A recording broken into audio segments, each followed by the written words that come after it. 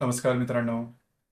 मेष राशीच्या 6व्या स्थानामध्ये रवी केतू, बुध केतू आणि शुक्र केतू अशा प्रकारचे युतियोग होणार आहेत सप्टेंबर महिन्यामध्ये. अर्थात हे जे युतियोग आहेत, हे अशुभ फलदायी आहेत. मुळात रवी केतू युतीला आपण ग्रहण योग असं सुद्धा म्हणतो आणि जे 6वं स्थान आहे, हे सुद्धा सर्वात अशुभ फलदायी स्थान समजलं जातं. 6व्या स्थानावरून रोग, शत्रू आणि मातुल घराणं हे पाहिलं जातं मुख्यत्वे करून.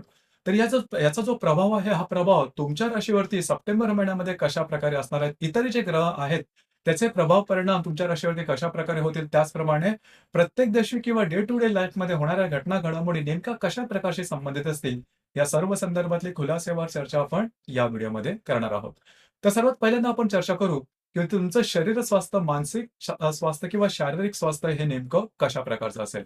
जसे की तुमच्या राशीचा जो स्वामी आहे मंगळ, जो की तुमच्या तृतीय स्थानामध्ये भ्रमण करणार आहे. संपूर्ण सप्टेंबर महिन्यामध्ये हा जो मंगळ तुमच्या तृतीय स्थानातच भ्रमण करणार आहे. याचप्रमाणे तुमच्या राशीचा जो षष्टेश आहे बुध, जो की तुमच्या चतुर्थात भ्रमण करतोय. दिनांक 5 तारखेनंतर पंचमात भ्रमण करेल आणि 24 तारखेनंतर हा जो बुध आहे, हा बुध तुमच्या 6व्या स्थानामध्ये भ्रमण करणार आहे. मुळातच या संपूर्ण महिन्यामध्ये बुध तुमच्या तृतीय स्थानामध्ये भ्रमण करत असल्याकारणे तुम्ही बऱ्याच प्रमाणात ॲक्टिव्ह राहाल. विविध महत्त्वपूर्ण कामं तुम्ही हाती घ्याल आणि ॲक्टिव्ह राहणं किंवा थोडंसं अजाईल राहणं, ही गोष्ट तुमच्यासाठी काही नवीन नाही. कारण तुमची जी रास आहे, ही नेहमीच ॲक्टिव्ह असते, नेहमीच उत्साही असते, नेहमी काम करण्यासाठी तयार असते आणि तशाच प्रकारचा अनुभव तुम्हाला या महिन्यामध्ये जाणवणार आहे. एक जबरदस्त उत्साह तुमच्यामध्ये संचारेल. अडकलेली, थांबलेली जी कामं आहेत, ती ती तुम्ही हाती घ्याल. कमिटमेंट, प्रॉमिसेस याकरता जास्त प्रमाणात जी कामं आहेत, ती हातावेगळी करण्याचा प्रयत्न करणार. कामाचा उरक हा उरक हा जो या महिन्यामध्ये आहे, तो जबरदस्त दिसून येईल, दांडगा दिसून येईल. मात्र इथे एक गोष्टीबद्दल थोडीशी काळजी घेणं गरजेचं आहे. दिनांक 24 तारखेनंतरचा जो कालावधी आहे, म्हणजे या महिन्याच्या दिनांक 24 तारखेनंतरचा जो काल आहे, त्यामध्ये थोडंसं आरोग्याकडे लक्ष देणं गरजेचं राहील. कारण बऱ्याच प्रमाणात तुमचं फिरणं वगैरे जास्त झाल्यामुळे थोडंसं शारीरिक त्याच्या संदर्भात काळजी घेणं गरजेचं राहील. त्याच्या शारीरिक व्याधी या साधारण या महिन्याच्या 24-25 तारखेनंतर डोकं वर काढू शकतील. तर त्या ठिकाणी लक्ष देणं गरजेचं राहील. त्याचप्रमाणे शारीरिक दुखापती, लागणं, कापणं, खरचटणं अशा प्रकारच्या सुद्धा काही गोष्टी होऊ शकतील. थोडंसं अलर्ट राहा. अर्थात तुम्हाला थांबणं किंवा वाट बघणं ही गोष्टी पसंत नाही. तसे तुम्हाला सल्ला देणं सुद्धा आवडत नाही. परंतु स्वतःकडे थोडंसं लक्ष देणं गरजेचं राहील या महिन्याच्या शेवटच्या आठवड्यामध्ये. यानंतर आपण चर्चा करू तुमचं आर्थिक स्थैर्य नेमकं कशा प्रकारचं असेल. जसं की तुमच्या राशीचा जो धनेश आहे शुक्र, जो की तुमच्या 6व्या स्थानामध्ये भ्रमण करतो आहे. दिनांक 19 तारखेनंतर तो तुमच्या 7व्या स्थानामध्ये भ्रमण करणार आहे. तुमच्या राशीचा जो पंचमेश आहे रवी स्वतःच्या राशीमध्ये 5व्या स्थानामध्ये भ्रमण करतोय 17 तारखेनंतर.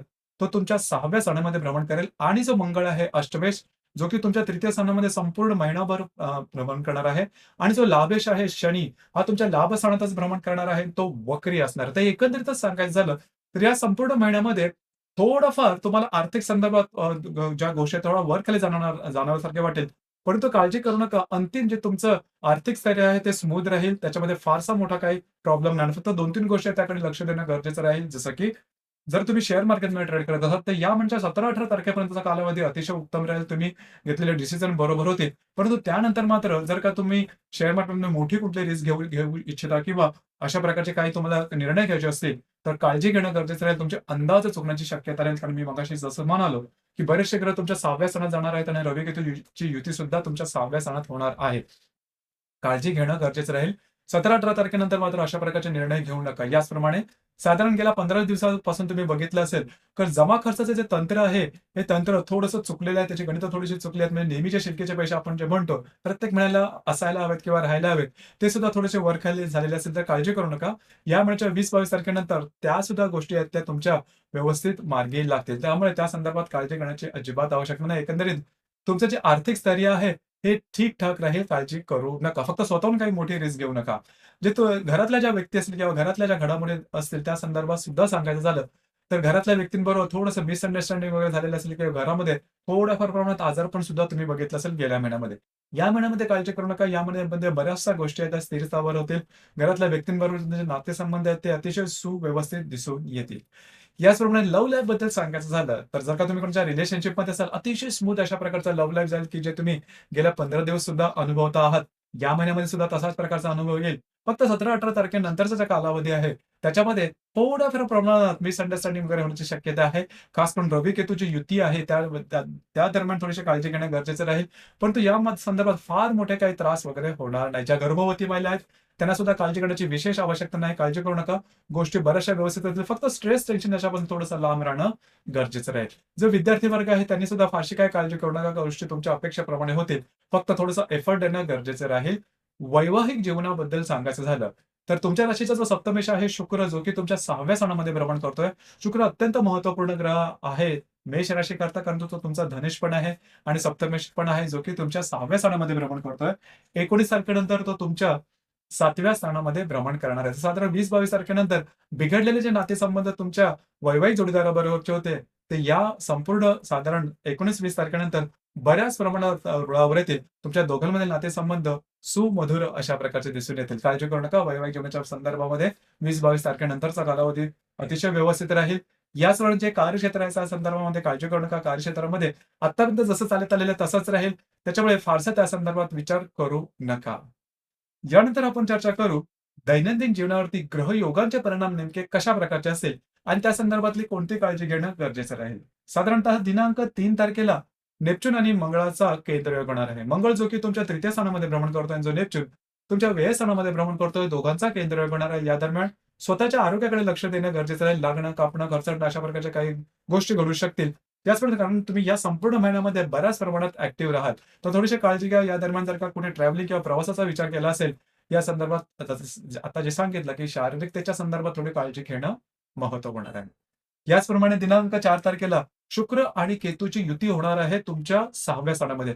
4 तारखेला होणारी ही युती महत्त्वपूर्ण राहील. खास करून जे तुमचं कार्यक्षेत्र असेल त्या ठिकाणी ज्या महिला कर्मचारी असतील, त्यांच्याकडून थोडीशी काळजी घ्या. त्यांच्या संदर्भातले तुमचे जे काही कार्यक्षेत्राच्या संदर्भातले जे कामं असेल, त्या संदर्भात थोडंसं अलर्ट राहणं गरजेचं आहे. सगळ्यात महत्त्वाचं म्हणजे ज्या महिला मेष राशीच्या आहेत, त्यांनी स्वतःच्या आरोग्याकडे लक्ष देणं गरजेचं राहील. महिलांच्या संदर्भात जे गायनॅक कॉम्प्लिकेशन्स वगैरे असतात, त्या संदर्भातले काही त्रास या दरम्यान डोकं वर करू शकतील.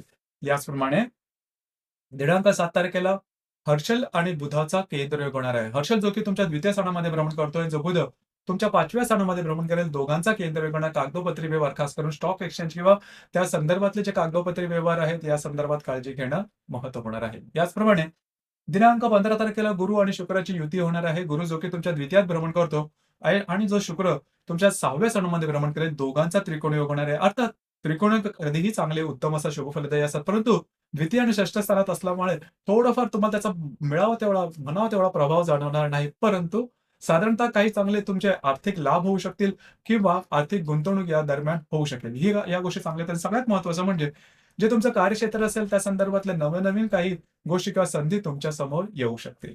याचप्रमाणे दिनांक 18 तारखेला शनी आणि बुधाचा प्रतियोग होणार आहे. शनी जो की तुमच्या लाभ स्थानामध्ये भ्रमण करतोय, वक्री आहे आणि जो बुध तुमच्या पंचम स्थानामध्ये भ्रमण करेल. दोघांचा प्रतियोग होणार आहे. काळजी घ्या. जर तुम्ही कोणाच्या रिलेशनशिपमध्ये असाल तर धरून चाला. ही गोष्ट नक्की होईल की थोडंसं मिसअंडरस्टँडिंग वगैरे होईल. या संदर्भात काळजी घेणं महत्त्वपूर्ण राहील. स्टॉक मार्केटमध्ये जर का तुम्ही इन्व्हेस्ट करत असाल, तर या दरम्यान कुठल्याही प्रकारचे महत्त्वपूर्ण निर्णय किंवा प्रत्यक्ष इन्व्हेस्टमेंट करू नका. तुमचे अंदाज चुकतील. याचप्रमाणे दिनांक 19 तारखेला रवी आणि हर्षाचा त्रिकोण योग होणार आहे. रवी जो की तुमच्या 6व्या स्थानामध्ये भ्रमण करेल. जो हर्ष तुमच्या द्वितीयात भ्रमण करतोय. दोघांचा त्रिकोण योग होणार. जे तुमचं कार्यक्षेत्र असेल त्या संदर्भातल्या नवीन संधी, संकल्पना किंवा काही ऑपॉर्च्युनिटी तुम्हाला या दरम्यान मिळू शकते. याचप्रमाणे दिनांक 20 तारखेला रवी आणि बुधाचा प्रतियोग, रवी आणि नेपच्यूनचा प्रतियोग होणार आहे. रवी जो की तुमच्या 6व्या स्थानामध्ये भ्रमण करेल. जो नेपच्यून तुमच्या व्ययात भ्रमण करतोय. दोघांचा प्रतियोग होणार आहे. जे तुमचं कार्यक्षेत्र असेल त्या ठिकाणी तुमच्या इमेजला धक्का लागण्यासारखे प्रसंग निर्माण काळजी घ्या. तुमच्या कार्यक्षेत्राच्या संदर्भातल्या कुठल्याही प्रकारचे कमिटमेंट, प्रॉमिसेस किंवा महत्त्वपूर्ण निर्णय या दरम्यान घेऊ नका. अंदाज तुमचे सपशेल चुकतील. याचप्रमाणे दिनांक 24 तारखेला हर्षल आणि बुधाचा त्रिकोण योग होणार आहे. बुध जो की तुमच्या 6व्या स्थानामध्ये भ्रमण करतो. जो हर्षल तुमच्या द्वितीयात भ्रमण करतोय. दोघांचा त्रिकोण योग होणार आहे. कार्यक्षेत्राच्या संदर्भातले काही महत्त्वपूर्ण घटना, घडामोडी या दरम्यान घडू शकतील. त्याचप्रमाणे दिनांक 25 तारखेला नेपच्यून आणि बुधाचा प्रतियोग सुद्धा होणार. या दरम्यान कार्यक्षेत्राच्या संदर्भातले जे कागदोपत्री व्यवहार आहेत त्या संदर्भात काळजी घ्या. या कागदोपत्री व्यवहाराबद्दल कुठल्याही प्रकारचे महत्त्वपूर्ण कामं या दरम्यान करू नका. याचप्रमाणे दिनांक 28 तारखेला रवी आणि केतूची युती होणारा अतिशय महत्त्वपूर्ण अशा प्रकारचा हा योग आहे. काळजी घ्या. स्वतःच्या आरोग्याच्या संदर्भात काळजी घेणं महत्त्वपूर्ण राहील. तुमचं जे काही कार्यक्षेत्र असेल त्या संदर्भातले कुठल्याही प्रकारचे छोटे किंवा मोठे निर्णय अजिबात घेऊ नका. भ्रमित होण्याची शक्यता जास्त आहे. आरोग्याच्या संदर्भामध्ये तुमच्या स्वतःच्या लागणं, कापणं, खरचटणं, फ्रॅक्चर होणं अशा प्रकारचे अनुभव किंवा अशा प्रकारच्या काही गोष्टी येऊ शकतील.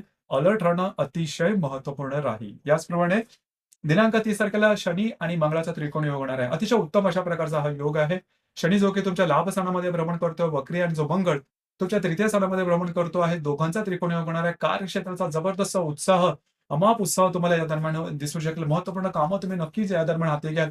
ती कितीही कठीण असतील, कितीही तुम्हाला वेगळी वाटत असेल, तरी तुम्ही तुम्ही स्वतःच्या कर्तृत्वावरती पूर्ण करून दाखवाल. कामाचा उरक जबरदस्त आणि दांडगा या दरम्यान दिसून येतील. याचप्रमाणे थांबलेली कामं, थकलेली कामं तुम्ही या दरम्यान हाती घेऊ शकता. ती पूर्ण होताना दिसून येतील. याचप्रमाणे या महिन्याची जी अमावास्या आहे, ही दिनांक 2 तारखेला तुमच्या 5व्या स्थानात होणार आहे. काळजी घ्या. या दरम्यान खास करून ज्या गर्भवती महिला आहेत, त्यांनी स्वतःच्या आरोग्याकडे लक्ष देणं गरजेचं राहील. थोड्याशा आरोग्याच्या संदर्भातील त्रास या दरम्यान डोकं वर काढू शकतील. दिनांक 2 तारखेला. याचप्रमाणे जी पौर्णिमा आहे, ती साधारण 17 तारखेला आहे. अमावास्या आणि पौर्णिमेच्या दरम्यान रविचंद्राचं आकर्षण पृथ्वीकडे थोडंसं जास्त असतं आणि आपण त्यावेळेस थोडंसं जास्त भावनातीत होतो आणि भावनातीत होऊन घेतलेले निर्णय बऱ्याचदा चुकण्याची शक्यता जास्त असते. तर या महिन्याची जी अमावास्या म्हणजे 2 तारखेला आणि 19 तारखेला, 2 तारखेला आणि 17 तारखेला कुठल्याही प्रकारचे महत्त्वपूर्ण निर्णय घेऊ नका. तर एकंदरीतच सांगायचं झालं किंवा संपूर्ण जर का सारासार सांगायचं झालं सप्टेंबर महिन्याकरता, बरेचसे ग्रह तुमच्या 6व्या स्थानात येणार आहेत. आउट ऑफ द वे जाऊन काहीतरी वेगळं काहीतरी करून जे की तुमची मुळात प्रवृत्ती आहे, असं अजिबात करू नका. तुमचं जे मतं आहेत, तुमचे जे अंदाज आहेत, ते या दरम्यान चुकण्याची शक्यता बऱ्याच प्रमाणात आहेत. काळजी घेणं महत्त्वपूर्ण राहील. तर मित्रांनो, हे होतं मेष राशीचा सप्टेंबर 2024 करताचं संपूर्ण राशीफळ.